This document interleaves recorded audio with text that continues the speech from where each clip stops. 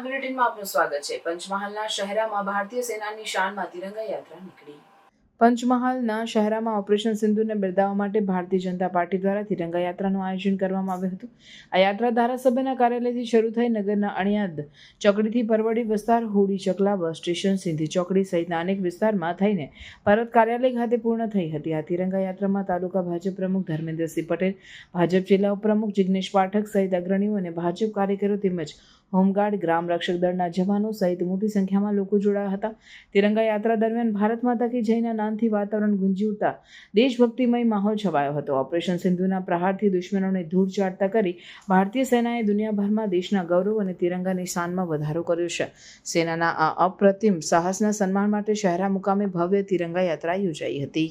પહેલગામની અંદર આતંકવાદીઓ દ્વારા જે આપણા ભારતના નાગરિકો પર જ્ઞાતિ પૂછીને જે હુમલો કરવામાં આવ્યો હતો અને આપણા દેશના પ્રધાનમંત્રી આદરણીય નરેન્દ્રભાઈ મોદી સાહેબે સિંદૂર ઓપરેશન કરીને જે પાકિસ્તાનને સબક શીખવાડી અને આપણા દેશના ત્રણેય પાકના આપણા સેનાના જવાનોએ જે આપણા દેશ માટે ગૌરવ અનુભવાય અને વિશ્વમાં આપણો ડંકો વગાડ્યો કે ભારતની સેના ખૂબ જ આગળ પડતી છે, તમે જોયું હશે।